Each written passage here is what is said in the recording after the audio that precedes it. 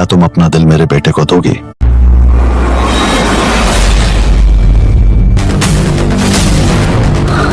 मैं करूंगी हमारे प्यार को उमर। कम वक्त जंग होती तो मैं कब का जीत चुका होता, पर यहाँ मामला अकलौती औलाद की मोहब्बत का है। क्या गाजी सच में इतना अंधा और खुदगर्ज हो चुका है I beg of you. कि वो अपनी ही बहू का दिल निकालने का मंसूबा बना रहा है? गाजी एक ऐसा बाप है जो अपने बेटे की हार्ट फेलियर की तेजी के सामने पूरी तरह बेबस हो चुका है। बाबा मुझे बचाने में नहीं मरना चाहता। और बेबसी इंसानी दिमाग को ऐसी तारीक सोच की तरफ ढकेल सकती है जहां आम अखलाकियात के पैमाने टूट जाते हैं। मांगने से ना मिले तो उससे छीनना पड़ता। उसने सिहान को भागने दिया जो उसकी हालत इतनी खराब होने का बाइस बना। उस गिल्ट ने वक्त के साथ इतनी शिद्दत इख्तियार कर ली, यानी अपने आप को बचाने की ख्वाहिश ही खत्म हो गई। बिल्कुल। पहले जिस एंटिसिपेटरी ग्रीफ से वो दौड़कर भाग रही थी, अब उसी शेडेड गिल्ट और हमदर्दी ने उसे उसी मौत के मुंह में खुशी खुशी छलांग लगाने पर मजबूर कर दिया। वो अचानक स्लीपिंग पिल्स यानी नींद की गोलियों की एक भारी मिकदार खा लेती है, खुदकुशी कर लेती है। हाँ, और मकसद ये है कि उसे ब्रेन डेड हालत में पाया जाए ताकि उसका ठीक ठाक दिल निकालकर सिहान को लगाया जा सके। इस पर सितम ये देखें कि वो ये सब अपने एक आशिक औरंगजेब से तय करवाती है जो उससे बेपनाह मोहब्बत करता है। वो औरंगजेब से वादा लेती है कि उसकी मौत के बाद वो उसका दिल सिहान को लगवाने का बंदोबस्त करेगा। No way. Have you gone mad? Don't even think that. सबसे ज्यादा डर किस चीज को खोने का है? मैं आप किसी अपने को नहीं खो सकती। और औरंगजेब को इस तबाकुन फैसले का साथी बनना पड़ा क्योंकि उसकी मोहब्बत उसे एलिफ की आखिरी ख्वाहिश को रद्द करने की इजाजत ही नहीं दे रही थी। इस अमल में एल्फ की अपनी मौत वाक़ई हो जाती है और वो हकीकी मानों में अपना दिल सियान को देकर इस दुनिया से चली जाती है। दूर होके भी पास लगती है, हर धड़कन में बस वो बसती है। एल्फ जो पहले ही मुआहदा कर चुकी हैं और सियान से गहरी जज्बाती वाबस्तगी रखती है, वो अपना दिल सियान को अतिया करने का फैसला करती है। वो साथ है मेरे हर एक सांस में, जिंदा है वो मेरी ही आवाज में। अपना दिल अपने सीने से निकलवाकर सियान के सीने में मुंतकिल करवा देती है। इस अमल में एल्फ की अपनी मौत वाक़ई हो जाती है और वो हकीकी मानों में अपना दिल सियान को देकर इस दुनिया से चली जाती है। दूर होके भी पास लगती है, हर धड़कन में बस वो बसती है। आम तौर पर मोहब्बत में मुहावरा बोला जाता है कि मैंने अपना दिल तुम्हें दे दिया, लेकिन यहाँ तो राइटर ने इस मुहावरे को सर्जरी के जरिए एक तभी हकीकत ही बना दिया। रब ने भी देखो क्या कर दिया, दो जिस्म अलग पर दिल एक कर दिया। उन्हें जोड़े रखने के लिए अब सिर्फ रिवायती आंसू काफी नहीं है, बल्कि एक ऐसा नफ्सियाती धचका दरकार है जो उन्हें सोचने पर मजबूर कर दे। इससे न सिर्फ आंसू छलक पड़ते हैं, बल्कि ये भी यकीनी हो जाता है कि एल्फ की मौत के बाद भी उसका वजूद सियान के अंदर धड़कता रहेगा। अब हर सांस में उसकी कहानी है, मिली मुझे जो धड़कन फकत उसकी निशानी है। ये एक बहुत गहरा नफ्सियाती पहलू है। धचका तो वाकई बहुत बड़ा है। ये सुनकर तो रोंगटे खड़े हो जाते हैं, क्योंकि एल्फ मर चुकी है, लेकिन उसका वो हिस्सा जिसे मोहब्बत का गढ़ समझा जाता है वो सियान के सीने में धड़क रहा है। मतलब अब सियान जो भी महसूस करेगा, क्या वो उसकी अपनी धड़कन होगी या एल्फ की?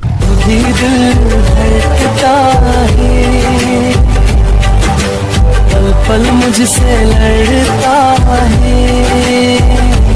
जबरदस्ती का हार्ट ट्रांसप्लांट लीगली और मेडिकली वाकई नामुमकिनात में से है। क्या वाकई कोई अपनी बहू को सिर्फ एक चलते फिरते ऑर्गन बैंक के तौर पर देख सकता है?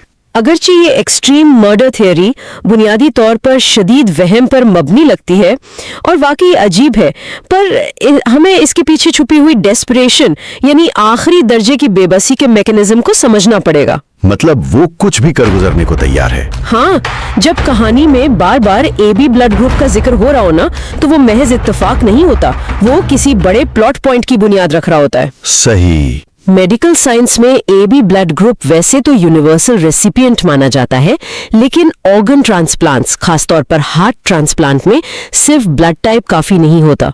और भी चीजें होती हैं। बिल्कुल, टिश्यू मैचिंग, एंटीबॉडी स्क्रीनिंग और सबसे बढ़कर साइज मैचिंग की बहुत शदीद पेचीदगियां होती हैं। गाजी एक ऐसा बाप है जो अपने बेटे की हार्ट फेलियर की तेजी के सामने पूरी तरह बेबस हो चुका है, और बेबसी इंसानी दिमाग को ऐसी तारीक सोच की तरफ ढकेल सकती है जहां आम अखलाकियात के पैमाने टूट जाते हैं। तो यानी ये सिर्फ एक खौफ का इजहार था। बिल्कुल, कोई भी सर्टिफाइड पेशेवर ऐसी हरकत का हिस्सा नहीं बनेगा जहां डोनर की अपनी वाज़े कंसेंट मौजूद ना हो।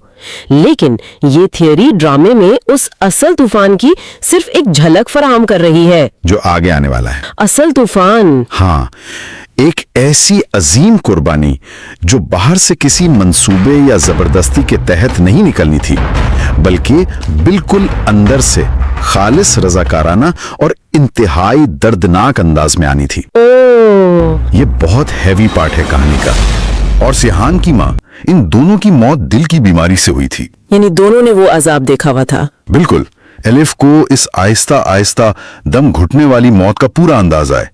तो वो औरत जो कुछ वक्त पहले मौत के खौफ से पीछे हट रही थी, वो अचानक स्लीपिंग पिल्स यानी नींद की गोलियों की एक भारी मिकदार खा लेती है, खुदकुशी कर लेती है। हाँ, और मकसद ये है कि उसे ब्रेन डेड हालत में पाया जाए ताकि उसका ठीक ठाक दिल निकालकर सिहान को लगाया जा सके। ये सोच ही इंसान को हिला देने के लिए काफी है। और इस पर सितम ये देखें कि वो ये सब अपने एक आशिक औरंगजेब से तय करवाती है जो उससे बेपनाह मोहब्बत करता है। वो औरंगजेब से वादा लेती है कि उसकी मौत के बाद वो उसका दिल सिहान को लगवाने का बंदोबस्त करेगा।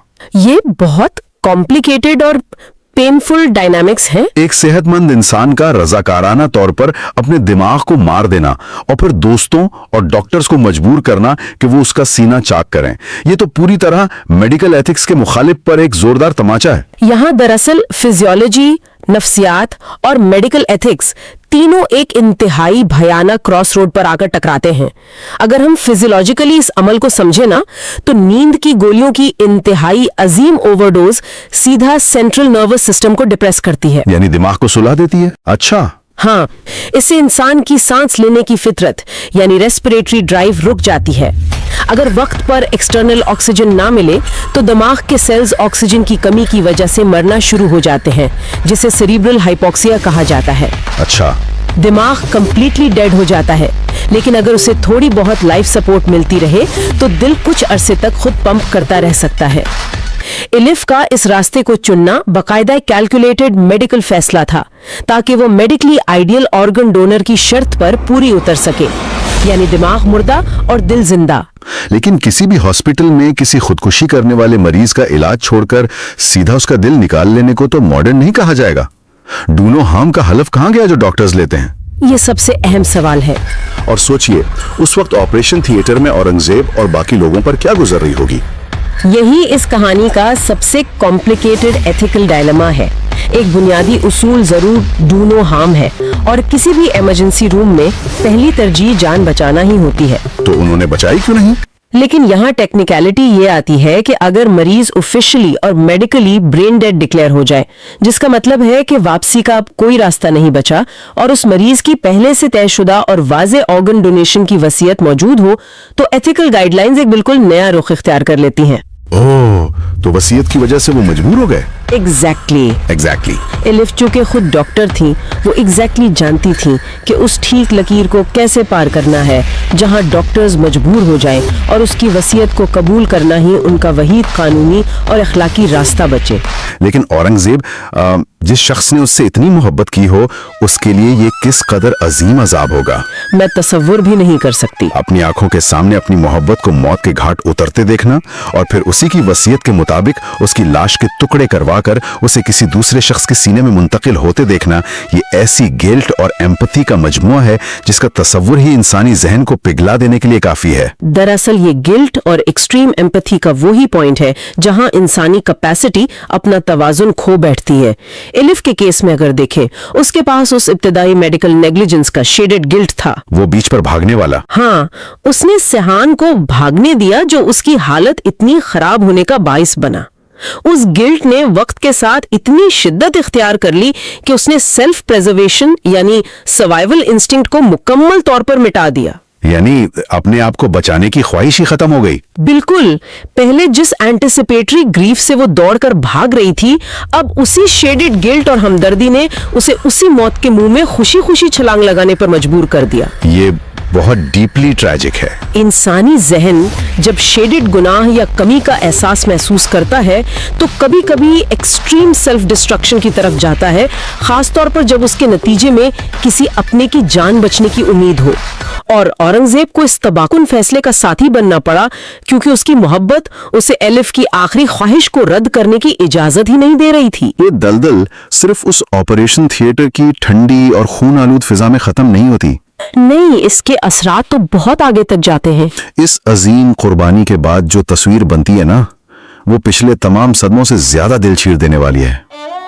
ऑपरेशन कामयाब होता है, सिहान फिजिकल तौर पर ठीक होकर होश में आता है। हाँ, उसके सीने में वही दिल धड़क रहा है जो कुछ दिन पहले एलिफ के सीने में था। वो आंखें खोलते ही सबसे पहले एलिफ को तलाश करता है और उसके इर्द गिर्द के लोग, जिसमें उसका अपना बाप गाजी भी शामिल है, वो उसे सच बताने के बजाय एक अजीम झूठ बोलते हैं। झूठ जो उन्हें लगता है सयान को बचाएगा। वो उसे बताते हैं कि जब सिहान की हालत बिगड़ी तो एलिफ बिल्कुल शुरुआती वक्तों की तरह घबराकर बेवफाई करके उसे हमेशा के लिए छोड़कर चली गई। ये इतनी बड़ी आयरॉनी है जिसे सुनकर ही गुस्सा आता है। देखिए, नफ्सियात में इस प्रैक्टिस को साइकोलॉजिकल शील्डिंग कहा जाता है। साइकोलॉजिकल शील्डिंग यानी दिमाग को बचाना। हाँ, खानदान वाले या करीबी लोग अक्सर ट्रॉमा के मरीजों को शेडेड सदमे से बचाने के लिए हकीकत को मास्क कर देते हैं या झूठ का सहारा लेते हैं। उन लोगों ने सोचा होगा कि अगर सिहान को ये पता चल गया कि एलिफ ने अपने हाथों अपनी जान लेकर उसे दिल दिया है, तो सिहान उस सर्वाइवर्स गिल्ट के भारी बोझ तले जहनी तौर पर मुकम्मल टूट जाएगा। Survivors guilt. सर्वाइवर्स गिल्ट एक इंतहाई तबाकुन नफ्सियाती आर्जा बन सकता है, जहां जिंदा बच जाने वाला शख्स खुद को ही उस मौत का मुजरिम तस्वुर करता है। उन्हें लगा कि एलिफ को बेवफा साबित करके वो सिहान के जहन में नफरत पैदा करेंगे, जिससे उसके लिए आगे बढ़ना यानी मूव ऑन करना आसान हो जाएगा। लेकिन ये सो कॉल्ड प्रोटेक्शन तो दुनिया का सबसे बड़ा जुल्म बन गई। ये कहाँ का इंसाफ है? मैं मानती हूँ ये बहुत गलत फैसला था। सिहान की जिस्मानी वजूद में उसी औरत का दिल पंप कर रहा है जिसके बारे में उसे जबरदस्ती ये यकीन दिलाया गया है कि उसने वक्त पर धोखा दिया। तुम कहां चली गई थी? मुझे बता ही देती। मैं मर जाऊंगा तुम्हारे बगैर। मैंने तुम्हें समझाने की कोशिश की, पता नहीं तुम समझती।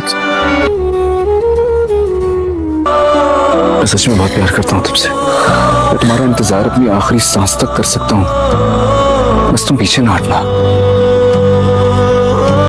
वो उस बेवफाई को पुख्ता सच मानकर मूव ऑन करने की कोशिश करता है और इसी कोशिश में वो निकल पड़ता है। हाँ, वो लंदन और टर्की जाता है, तलाश करता है।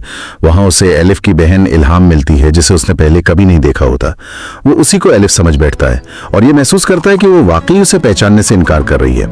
उसके जहन में ये धोखा एक पत्थर की लकीर बन जाता है। ये ट्रेजेडी का सबसे बड़ा हिस्सा है। एक शख्स जो किसी की कुर्बानी की बुनियाद पर जिंदा है, वही उस कुर्बानी देने वाले से जहनी नफरत कर रहा है। और यही इस प्लॉट की सबसे तकलीफदेह और यादगार आयरनी है। फिजियोलॉजिकली देखें तो सिहान बिल्कुल रिकवर कर रहा है, उसकी आर्टरीज ठीक से काम कर रही हैं, ब्लड प्रेशर नॉर्मल है, फिजिकल हेल्थ ठीक है। लेकिन साइकोलॉजिकली झूठ की बुनियाद पर होने वाली ये रिकवरी बिल्कुल खोखली और तबाहकुन है।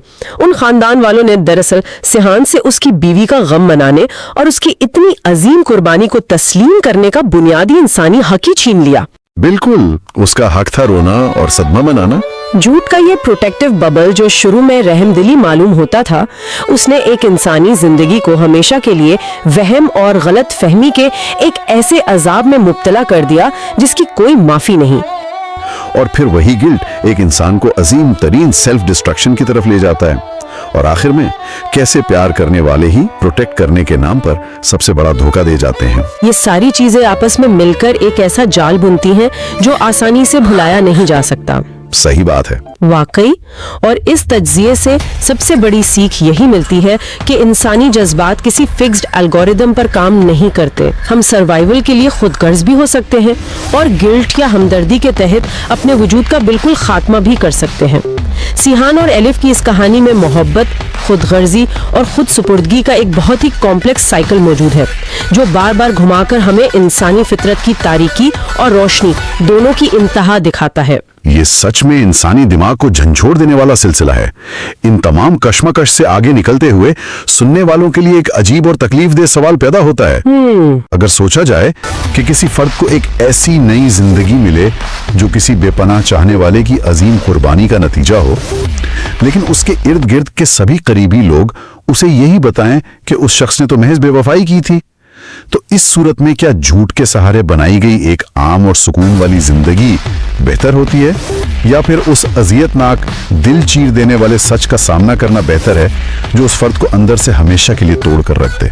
ये वाकई जहन को किसी दलदल में फंसा देने वाली कश्मकश है। ऐसे ही किसी नए उलझे हुए सिलसिले और गहरे तज्जिए के साथ फिर मिलेंगे। अब हर सांस में उसकी कहानी है, मिली मुझे जो धड़कन, फकत उसकी निशानी है।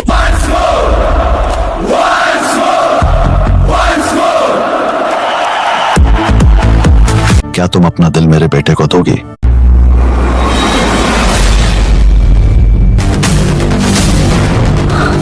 मैं करूँगी हमारे प्यार को Umar.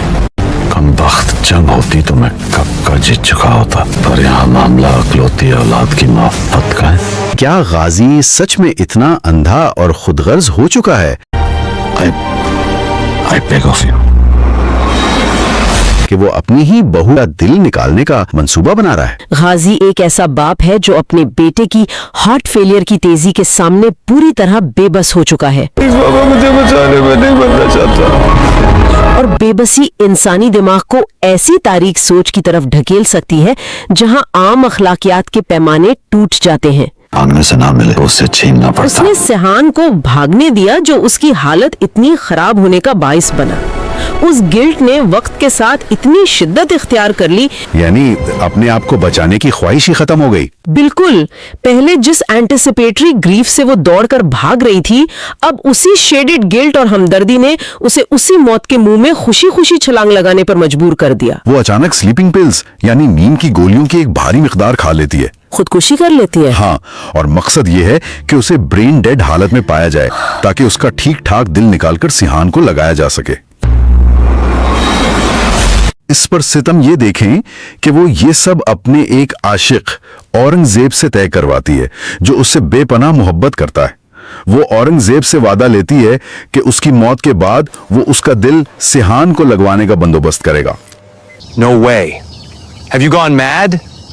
Don't even think that. सबसे ज्यादा डर किस चीज को खोने का है? मैं आप किसी अपने को नहीं खो सकती। और औरंगजेब को इस तबाकुन फैसले का साथी बनना पड़ा क्योंकि उसकी मोहब्बत उसे एलिफ की आखिरी ख्वाहिश को रद्द करने की इजाजत ही नहीं दे रही थी। इस अमल में एल्फ की अपनी मौत वाक़ई हो जाती है और वो हकीकी मानों में अपना दिल सियान को देकर इस दुनिया से चली जाती है। दूर होके भी पास लगती है, हर धड़कन में बस वो बसती है। एल्फ जो पहले ही मुआहदा कर चुकी हैं और सियान से गहरी जज्बाती वाबस्तगी रखती है, वो अपना दिल सियान को अतिया करने का फैसला करती है। वो साथ है मेरे हर एक सांस में, जिंदा है वो मेरी ही आवाज में। अपना दिल अपने सीने से निकलवाकर सियान के सीने में मुंतकिल करवा देती है। इस अमल में एल्फ की अपनी मौत वाक़ई हो जाती है और वो हकीकी मानों में अपना दिल सियान को देकर इस दुनिया से चली जाती है। दूर होके भी पास लगती है, हर धड़कन में बस वो बसती है। आमतौर पर मोहब्बत में मुहावरा बोला जाता है कि मैंने अपना दिल तुम्हें दे दिया, लेकिन यहाँ तो राइटर ने इस मुहावरे को सर्जरी के जरिए एक तभी हकीकत ही बना दिया। रब ने भी देखो क्या कर दिया, दो जिस्म अलग पर दिल एक कर दिया। उन्हें जोड़े रखने के लिए अब सिर्फ रिवायती आंसू काफी नहीं है, बल्कि एक ऐसा नफ्सियाती धचका दरकार है जो उन्हें सोचने पर मजबूर कर दे।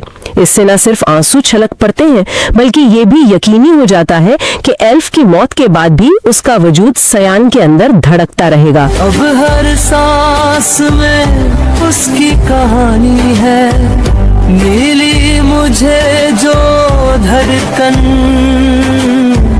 फकत उसकी निशानी है। ये एक बहुत गहरा नफ्सियाती पहलू है। धचका तो वाकई बहुत बड़ा है, ये सुनकर तो रोंगटे खड़े हो जाते हैं। क्योंकि एल्फ मर चुकी है, लेकिन उसका वो हिस्सा जिसे मोहब्बत का गढ़ समझा जाता है वो सयान के सीने में धड़क रहा है। मतलब अब सयान जो भी महसूस करेगा, क्या वो उसकी अपनी धड़कन होगी या एल्फ की? भी दिल धड़कता है, पल पल मुझसे लड़ता है। जबरदस्ती का हार्ट ट्रांसप्लांट लीगली और मेडिकली वाकई नामुमकिनात में से है। क्या वाकई कोई अपनी बहू को सिर्फ एक चलते फिरते ऑर्गन बैंक के तौर पर देख सकता है?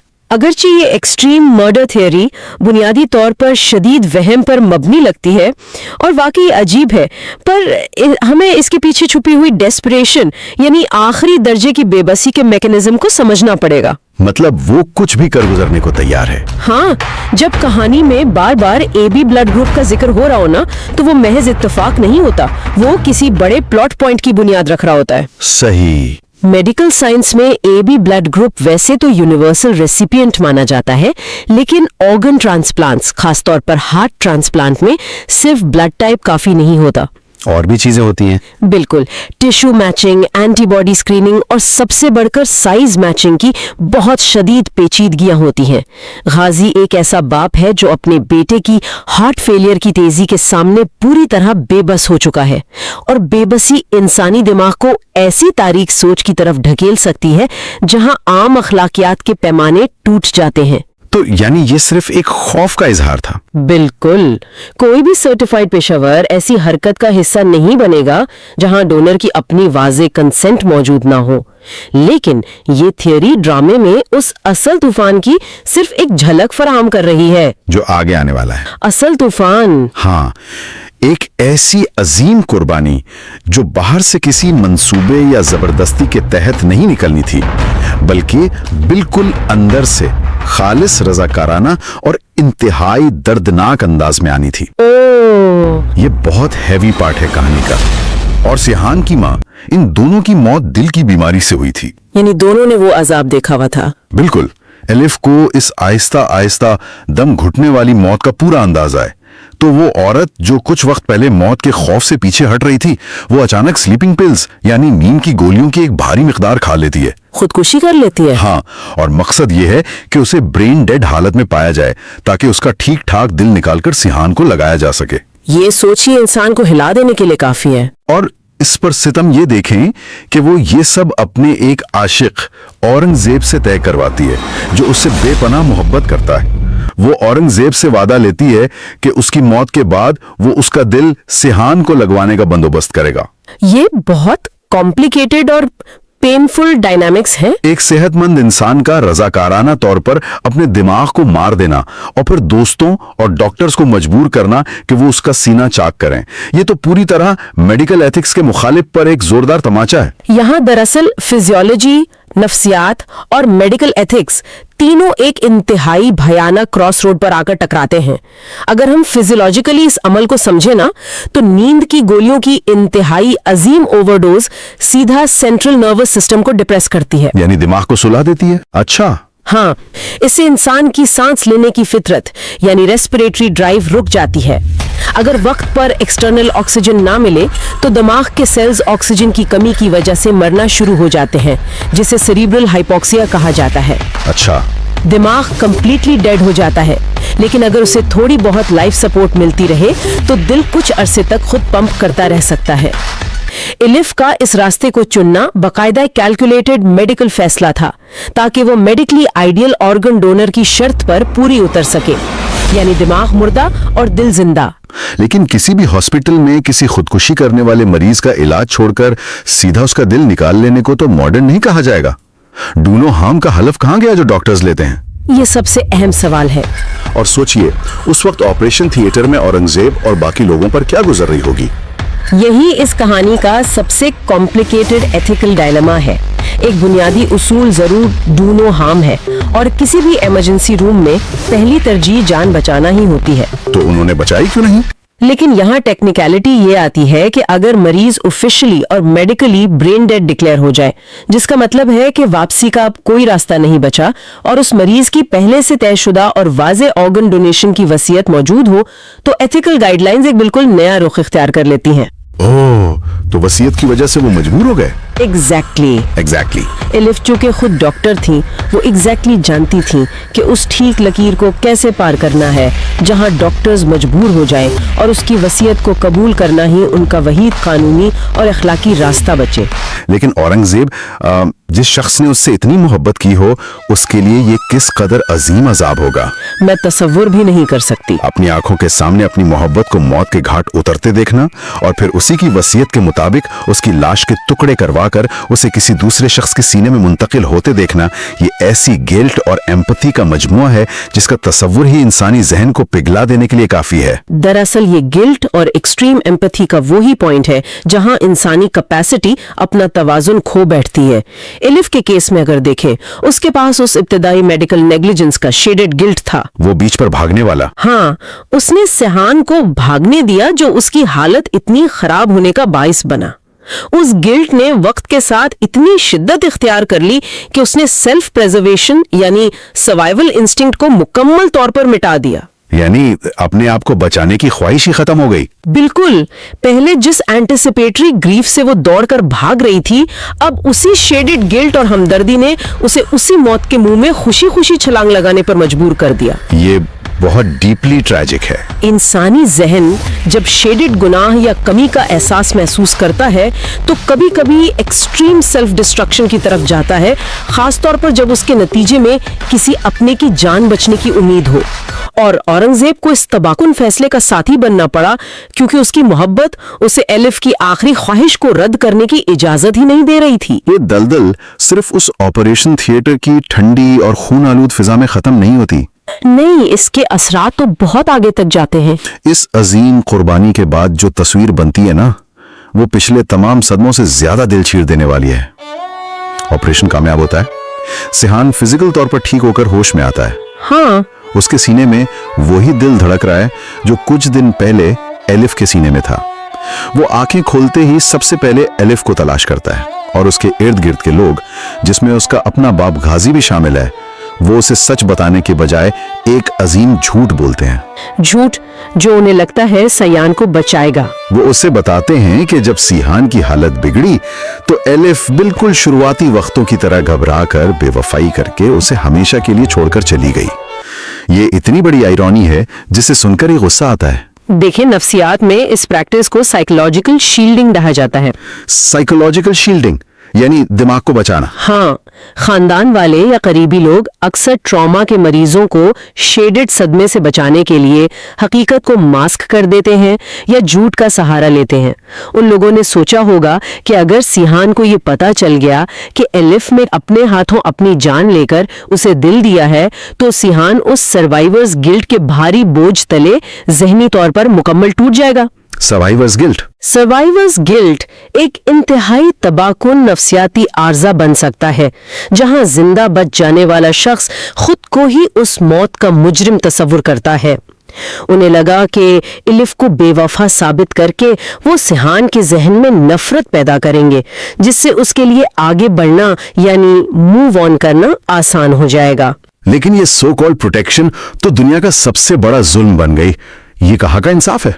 मैं मानती हूँ ये बहुत गलत फैसला था। सिहान की जिस्मानी वजूद में उसी औरत का दिल पंप कर रहा है जिसके बारे में उसे जबरदस्ती ये यकीन दिलाया गया है कि उसने वक्त पर धोखा दिया। तुम कहां चली गई थी? मुझे बता ही देती। मैं मर जाऊंगा तुम्हारे बगैर। मैंने तुम्हें समझाने की कोशिश की, पता नहीं तुम समझती। मैं सच में बहुत प्यार करता हूं तुमसे। मैं तुम्हारा इंतजार अपनी आखिरी सांस तक कर सकता हूं, बस तुम पीछे ना हटना। वो उस बेवफाई को पुख्ता सच मानकर मूव ऑन करने की कोशिश करता है। और इसी कोशिश में वो निकल पड़ता है। हाँ, वो लंदन और टर्की जाता है, तलाश करता है। वहां उसे एलिफ की बहन इल्हाम मिलती है, जिसे उसने पहले कभी नहीं देखा होता। वो उसी को एलिफ समझ बैठता है और ये महसूस करता है कि वो वाकई उसे पहचानने से इनकार कर रही है। उसके जहन में ये धोखा एक पत्थर की लकीर बन जाता है। ये ट्रेजेडी का सबसे बड़ा हिस्सा है। एक शख्स जो किसी की कुर्बानी की बुनियाद पर जिंदा है, वही उस कुर्बानी देने वाले से जहनी नफरत कर रहा है। और यही इस प्लॉट की सबसे तकलीफदेह और यादगार आयरनी है। फिजियोलॉजिकली देखें तो सिहान बिल्कुल रिकवर कर रहा है, उसकी आर्टरीज ठीक से काम कर रही हैं, ब्लड प्रेशर नॉर्मल है। फिजिकल हेल्थ ठीक है, लेकिन साइकोलॉजिकली झूठ की बुनियाद पर होने वाली ये रिकवरी बिल्कुल खोखली और तबाहकुन है। उन खानदान वालों ने दरअसल सिहान से उसकी बीवी का गम मनाने और उसकी इतनी अजीम कुर्बानी को तस्लीम करने का बुनियादी इंसानी हक ही छीन लिया। बिल्कुल उसका हक था रोना और सदमा मनाना। झूठ का ये प्रोटेक्टिव बबल जो शुरू में रहमदिली मालूम होता था, उसने एक इंसानी जिंदगी को हमेशा के लिए वहम और गलत फहमी के एक ऐसे अजाब में मुब्तला कर दिया जिसकी कोई माफी नहीं। और फिर वही गिल्ट एक इंसान को अजीम तरीन सेल्फ डिस्ट्रक्शन की तरफ ले जाता है। और आखिर में कैसे प्यार करने वाले ही प्रोटेक्ट करने के नाम पर सबसे बड़ा धोखा दे जाते हैं। ये सारी चीजें आपस में मिलकर एक ऐसा जाल बुनती हैं जो आसानी से भुलाया नहीं जा सकता। सही बात है। वाकई। और इस तज्जिए से सबसे बड़ी सीख यही मिलती है कि इंसानी जज्बात किसी फिक्स्ड एल्गोरिदम पर काम नहीं करते। हम सर्वाइवल के लिए खुदगर्ज भी हो सकते हैं और गिल्ट या हमदर्दी के तहत अपने वजूद का बिल्कुल खात्मा भी कर सकते हैं। सिहान और एलिफ की इस कहानी में मोहब्बत, खुदगर्जी और खुद सुपुर्दगी का एक बहुत ही कॉम्प्लेक्स साइकिल मौजूद है, जो बार बार घुमाकर हमें इंसानी फितरत की तारीकी और रोशनी दोनों की इंतहा दिखाता है। ये सच में इंसानी दिमाग को झंझोड़ देने वाला सिलसिला है।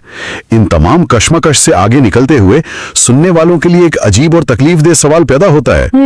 अगर सोचा जाए कि किसी फर्द को एक ऐसी नई जिंदगी मिले जो किसी बेपनाह चाहने वाले की अजीम कुर्बानी का नतीजा हो, लेकिन उसके इर्द गिर्द के सभी करीबी लोग उसे यही बताएं कि उस शख्स ने तो महज बेवफाई की थी, तो इस सूरत में क्या झूठ के सहारे बनाई गई एक आम और सुकून वाली जिंदगी बेहतर होती है, या फिर उस अजियतनाक दिल चीर देने वाले सच का सामना करना बेहतर है जो उस फर्द को अंदर से हमेशा के लिए तोड़ कर रख दे? ये वाकई जहन को किसी दलदल में फंसा देने वाली कश्मकश है। ऐसे ही किसी नए उलझे हुए सिलसिले और गहरे तज्जिए के साथ फिर मिलेंगे। अब हर सांस में उसकी कहानी है, मिली मुझे जो धड़कन, फकत उसकी निशानी है।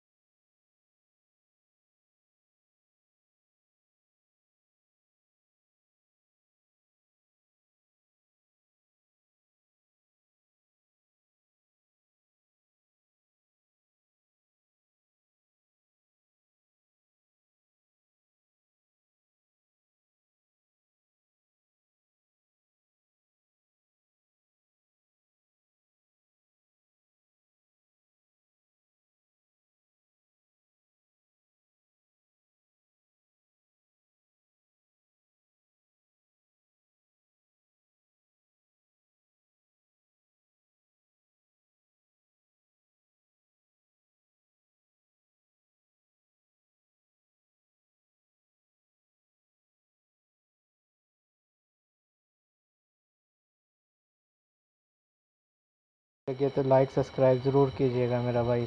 Like subscribe